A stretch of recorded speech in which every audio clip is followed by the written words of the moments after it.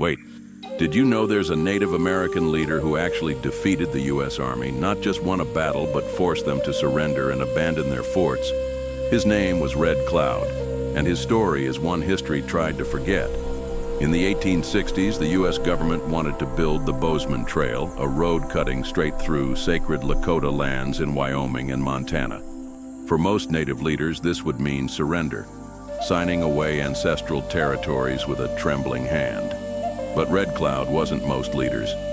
He saw this trail for what it was, a direct threat to indigenous survival. Where others would negotiate, he would fight. And fight he did. Red Cloud united thousands of warriors, Lakota, Cheyenne, Arapaho, into a resistance that would become legendary. For 2 years, he didn't just fight. He outsmarted the U.S. military at every turn. In 1866, he pulled off something unprecedented, Fetterman Massacre. Using brilliant tactical strategy, Red Cloud lured a U.S. military detachment into a perfectly orchestrated trap. 81 soldiers gone in under an hour.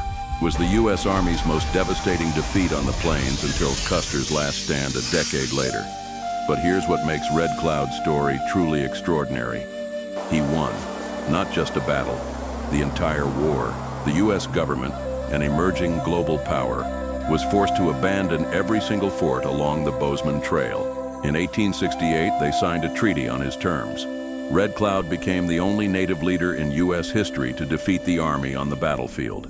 But victory for Native peoples was always temporary. Just years after the treaty, the U.S. broke its promises again.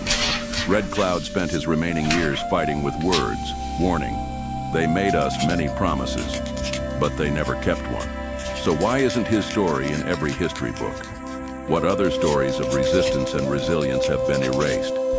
Red Cloud showed the world that against all odds, a united people can challenge an empire. His legend endures.